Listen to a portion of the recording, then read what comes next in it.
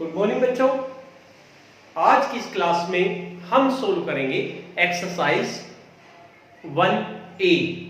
आपका अभ्यास 1A है, उसके हम प्रश्न संख्या 1, 2, 3, 4 और 5 को सोल्व करेंगे। ये हमारा क्लास 7 का पहला चैप्टर चल रहा है, परिमेय संख्याएं। इससे पहले मैंने आपको परिमेय संख्या के बारे में बताया था। आपने अगर पिछली क्लास अटेंड की है तो बहुत अच्छी बात है, और अगर आपने पिछली क्लास अटेंड नहीं की तो आप वीडियो को देखकर परिमेय संख्याओं के बारे में अच्छी तरह से समझ लीजिए कि परिमेय संख्याएं किसे कहते हैं। उस वीडियो में मैंने आपको डिटेल में बताया था कि परिमेय संख्याएं किसे कहते हैं। आज की हमारी अभ्यास परिमेय संख्याओं पर आधारित प्रश्नों पर ही है, जिसको हम करेंगे। अगर आप चाहते हैं कि आपको इस पूरी अभ्यास समझ में आ जाए तो वीडियो को बहुत ध्यान से देखें और कराए गए काम को अपनी अभ्यास पुस्तिका में करिए। तो चलिए शुरू करते हैं। अभ्यास 1A का पहला प्रश्न है। प्रश्न आप उधर से लिख लेंगे या अपनी बुक से, अगर आपके पास बुक है तो आप बुक से प्रश्न लिख लेंगे, और अगर आपके पास बुक नहीं है तो आप यहां से लिख लेंगे। पहला प्रश्न है, निम्नलिखित पूर्णांकों को परिमेय संख्याओं के रूप में लिखिए। आपको पूर्णांक दिए हुए हैं, मैंने आपको बताया था जितने भी पूर्णांक होते हैं उन्हें परिमेय संख्या के रूप में लिखा जा सकता है। भाई जिनका हर एक हो, आपको पूर्णांक दिए हुए हैं -7, तो ये क्या लिख सकते हैं -7/1। ये परिमेय संख्या हो गई, ये अंश हो गया, ये हर हो गया। आपको सबका हर 1 बना देना है। दूसरी है आपकी 11, तो कैसे लिख देंगे इसे 11/1। तीसरा पूर्णांक आपका क्या है 27, इसको लिख देंगे 27/1। तीसरा पूर्णांक है आपका -45, तो इसको लिख देंगे -45/1। और चौथा पूर्णांक है आपका 71, इसे लिख देंगे आप 71/1। इस तरह से हम किसी भी पूर्णांक हो, चाहे वो पूर्णांक हो, चाहे वो आपका पूर्ण संख्या हो, चाहे आपकी प्राकृतिक संख्या हो, उसे एक परिमेय संख्या के रूप में लिख सकते हैं। परिमेय संख्या का मतलब है अंश बटे हर। ये अंश हो गया और इन सब का हर हमने क्या कर दिया 1। इस तरह से ये सवाल हमारा हल हो गया। अब दूसरा सवाल है, मोस्ट इंपोर्टेंट सवाल है, जो आपको ध्यान से समझना है। क्या है दूसरा सवाल? आपको एक परिमेय संख्या दी हुई है -4/5। इस परिमेय संख्या को आपको बदलना है। क्या बदलना है? -4/5 को ऐसी परिमेय संख्या के रूप में व्यक्त कीजिए जिसका अंश हो। अंश आपको चेंज करना है। अगर आप अंश चेंज करेंगे तो आपका हर भी चेंज हो जाएगा, क्योंकि जिस चीज में हम अंश से गुणा करेंगे उसी में आपको हर से गुणा करनी पड़ेगी। अंश क्या है आपका? अंश आपका 8 हो। अंश आपका 8 होना चाहिए। आपको -4/5 जो परिमेय संख्या है, इसमें अंश है हमारा -4। हमें -4 का 8 बनाना है। एक बात, अगर माइनस की माइनस से गुणा होगी तो उत्तर आपका जमा का आएगा। ये बात आपको याद रखनी है। अगर माइनस की माइनस से गुणा होगी तो उत्तर आपका जमा का आएगा, और अगर एक माइनस की जमा से गुणा होगी तो उत्तर आपका माइनस का आएगा। ये बात आपको विशेष ध्यान रखनी है। माइनस की माइनस से गुणा होगी, अगर नफी की नफी से गुणा होगी तो उत्तर आपका जमा आएगा, और अगर आपकी नफी की जमा से गुणा होगी या जमा की नफी से गुणा होगी तो उत्तर आपका नफी आएगा। ये आपको बहुत ध्यान रखना है। हमें अंश लाना है 8, यानी कि अंश हमारा जमा का आना चाहिए, और हमारे पास क्या है नफी का। तो सबसे पहला काम है नफी को हटाना। नफी की किसमें गुणा करें कि जमा आ जाए? नफी की अगर नफी में गुणा करें तो जमा आ जाएगा। नफी की अगर नफी में गुणा करेंगे तो क्या आ जाएगा? जमा। तो आप कैसे करेंगे? -4/5 है, आपको एक तो नफी से गुणा करनी है। जब इस नफी की इस नफी से गुणा होगी तो आपका उत्तर जमा का आ जाएगा, क्योंकि हमें जमा का अंश लाना है 8। ये बहुत ध्यान से समझने की बात है। अगर नफी 4 है हमारे पास और हमें इसका जमा का बनाना है तो नफी से पहले गुणा करनी पड़ेगी। और दूसरी बात, हमारे पास 4 है, उसका हमें बनाना है 8। 4 है, उसका हमें 8 बनाना है, तो 4 में किस चीज से गुणा करें कि 8 आ जाए। किससे गुणा करेंगे? 4 की अगर 2 से गुणा कर दें, 4 दूनी 8। अगर 4 की 2 से गुणा कर दे तो 4 दूनी हमारा 8 आ जाएगा। तो इसलिए हम ऊपर नफी 2 से गुणा कर देंगे। उससे क्या फायदा होगा? नफी से नफी गुणा करेंगे तो क्या आ जाएगा हमारा? जमा का। और 4 की 2 से गुणा करेंगे तो 8 आ जाएगा, यानी कि अंश आपका 8 आ जाएगा। अब हमने जिस चीज की गुणा ऊपर करी अंश में, उसी चीज की गुणा हमें हर में भी करनी पड़ेगी। ये बात आपको याद रखनी है। अगर हमने नफी 2 की गुणा ऊपर करी तो नफी 2 की गुणा ही हमें नीचे करनी पड़ेगी, यानी कि नफी 2 और नफी 2 की नीचे हमने गुणा कर दी। अब देखिए, समझने वाली बात है, नफी नफी की गुणा होगी तो क्या जाएगा? जमा। और 4 की 2 में गुणा करेंगे क्या जाएगा? 8 बटे। अब ये जमा है, अगर किसी के आगे निशान नहीं है इसका मतलब क्या है? जमा। जमा की जब नफी से गुणा होगी, जमा की जब नफी से गुणा होगी तो उत्तर क्या आएगा? नफी, यानी कि ये नफी आ जाएगा। और 5 दूनी 10, नफी जमा के 8 बटे नफी के 10। और हम जमा को ज्यादातर नहीं लिखते, इसलिए हम लिख देंगे 8 बटे नफी के 10। इस तरह से आपका पहला सवाल हो जाएगा। अंश हमने जमा का 8 बना दिया। थोड़ा समझ में आया होगा आपको। जब हम दूसरा पार्ट करेंगे तो और ज्यादा समझ में आएगा। अब देखिए, ख आपका अंश कितना होना चाहिए? अंश नफी 16, नफी 16 हो। संख्या हमारे पास वही है, नफी के 4 बटे 5। अब अंश हमें नफी का 16 लाना है और नफी हमारे पास पहले से ही है, तो हमें जमा नफी की गुणा करने की जरूरत नहीं है, क्योंकि वो हमारे पास पहले से ही है। अगर हमें अंश जमा बनाना होता तो हम नफी से गुणा करते। आज जब हमें बनाना ही नहीं है, नफी का ही बनाना है, तो गुणा करने की जरूरत नहीं है। अब आती है बात कि अंश को हमें 16 का बनाना है। अंश को हमें नफी 16 बनाना है। नफी 4 हमारे पास है, तो नफी 4 में किस चीज से गुणा करें कि 16 आ जाए नफी का? तो 4 चौक 16, यानी कि 4 से अगर हम गुणा कर दें तो 16 हो जाएगा। जब 4 से ऊपर गुणा करी तो उतनी ही गुणा हमें नीचे करनी पड़ेगी। तो इस बार हमने नफी नहीं लिया। क्यों नहीं लिया? क्योंकि हमारा अंश नफी का आना चाहिए था। अंश क्या आना चाहिए था हमारा? नफी का, और नफी पहले से ही था। अगर पहले से ही नफी है और हमें नफी लाना है तो हमें नफी का यानी कि माइनस का निशान नहीं लगाना। तो अब देखिए, नफी का निशान आ जाएगा, नफी जमा की गुणा होगी, नफी जमा गुणा होगी तो नफी आएगा। नफी हमने लिख दिया। 4 की 4 में गुणा हुई, 4 चौक 16 बटे 5 की 4 में गुणा हुई, 5 चौक 20। ये आपकी परिमेय संख्या आ गई। ये आपका क हो गया, ये आपका ख हो गया। अब देखिए ग क्या कहता है हमारा?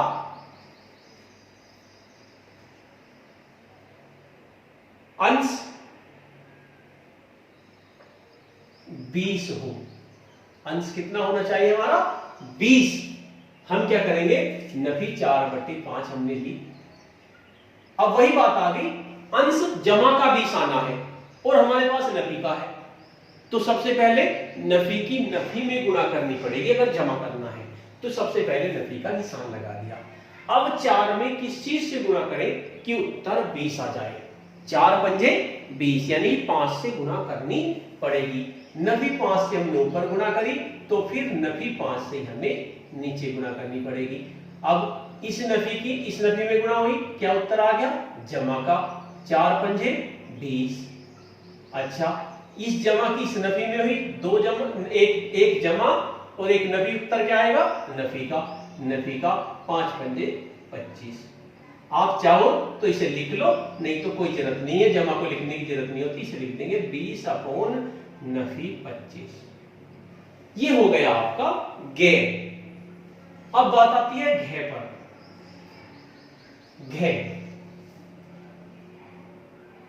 घे में क्या करेंगे? नफी 24, अंश कितना होना है हमारा? अंश नफी 24 हो। अब हमें नफी का लाना है। हमारे पास क्या है? नफी का 4/5 और हमें नफी का लाना है। नफी हमारे पास पहले से ही है, तो हमें जमा नफी लगाने की जरूरत नहीं है।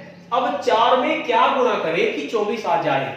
4 छिक 24, यानी 6 की अगर गुणा कर दे 4 में, 6 चौक 24, तो 24 आ जाएगा। यानी कि 6 के ऊपर गुणा करी, 6 की नीचे गुणा करी। अब गुणा करके लिख देंगे जमा, ये नफी, ये जमा, क्या हो जाएगा? नफी 4 छिक 24 अपॉन 30। इस तरह से ये हमारा सवाल नंबर 2 हो गया। आप अपनी कॉपी में से उतार लेंगे। अब हम आते हैं सवाल नंबर 3 पर।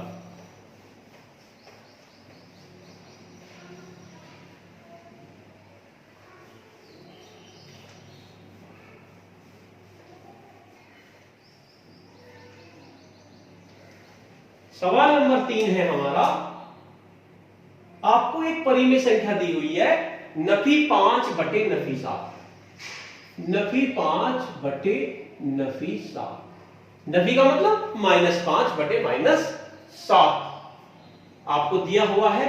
आपको एक ऐसी परिमेय संख्या के रूप में बनाना है जिसका हर का मतलब नीचे वाला, हर का मतलब नीचे वाला 7 हो। क्या लिख देंगे? हर 7 हो, हर 7 हो। नफी 5/नफी 7।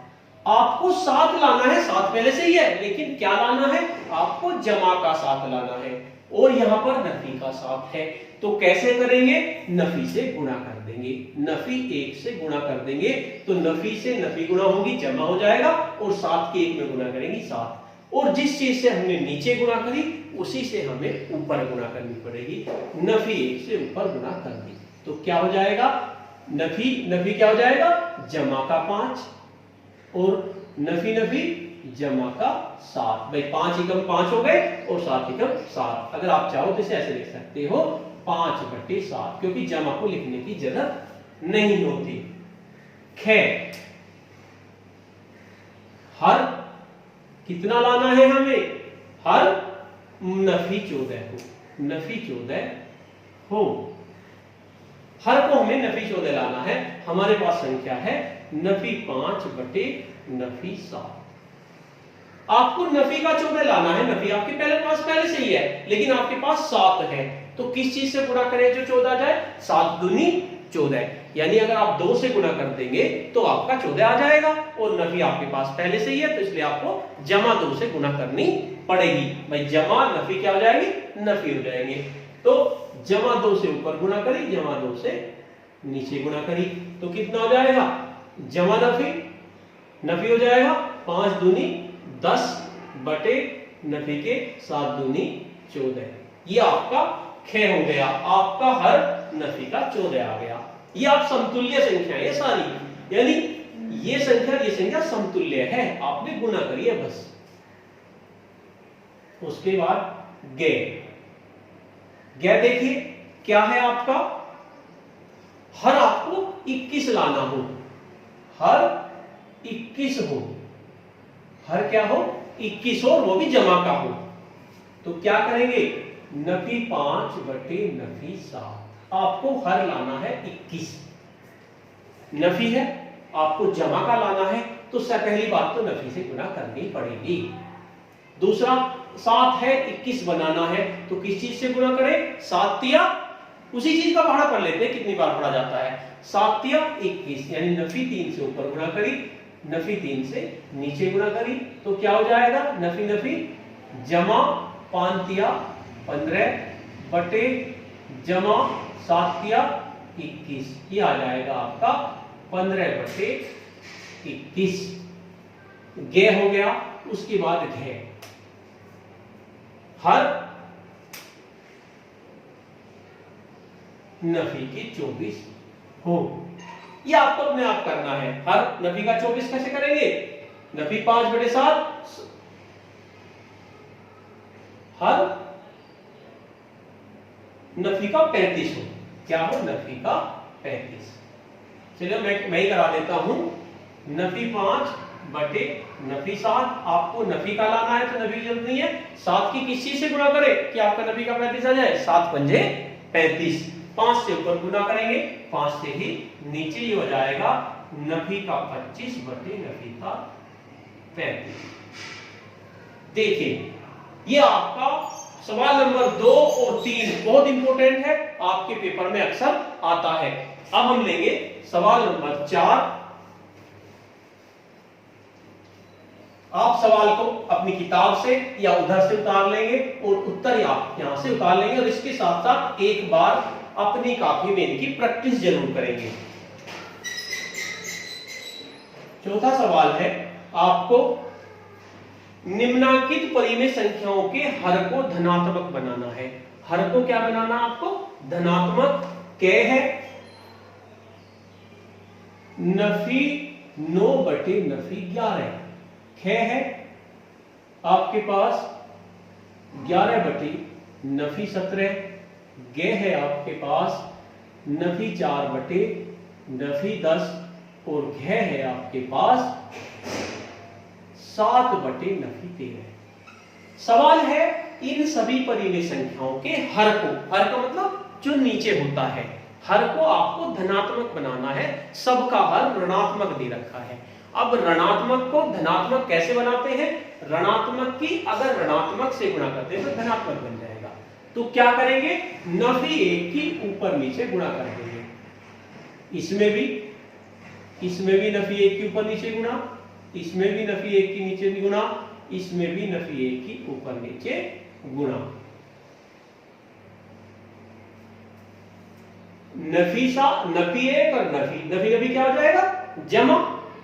जमा को लिखने की जरूरत नहीं है। 9 एकम 9 बटे 11 हो गया हर आपका धनात्मक। दोबारा देखिए, ये जमा है नफी, जमा नफी 11 एकम 11 और नफी जमा 11 बटे 17, आपके सारे जमा के हो जाएंगे। नफी 4 नफी 1 जमा का हो जाएगा 4 एकम 4। आप लिखना चाहो लिख सकते हैं, जमा लिख सकते हैं, जहां भी आपका जमा है आप इसको लिख सकते हैं इस तरह से। आगे लिख दीजिए इस तरह से, क्योंकि आप जमा को लिखा नहीं करते, ऐसे ही लिख देते हैं। नफी 4 ये हो जाएगा आपका जमा का 10, तो इसे लिख देंगे 4 बटे 10। इसी तरह से 7 की नफी में ये आपका नफी का 7 हो जाएगा और ये आपका जमा का 13 हो जाएगा। आप इसे लिख देंगे नफी 7 बटे 13। इस तरह से आपने सारे हर धनात्मक कर दिए, यानी कि नफी 1 की ऊपर गुणा करी, नफी 1 की नीचे गुणा करी, आपका धनात्मक हो गया। बस आपको ध्यान रखना है, जब नफी की गुणा होगी तो उत्तर जमा का आएगा, और अगर एक जमा की एक नफी से गुणा होगी तो उत्तर नफी का आएगा। आपको यही ध्यान रखना है। ये आपका सवाल हो गया 4। इसके साथ साथ 5वां सवाल भी बहुत आसान है, जो आपको अपने आप करना है। मैं थोड़ा सा हिंट दे देता हूं। सवाल नंबर 5 बिल्कुल ऐसा ही है। आपको के नफी 7 बटे 13, ख नफी 11 बटे नफी 19, गे नफी 18 बटे 23 और घ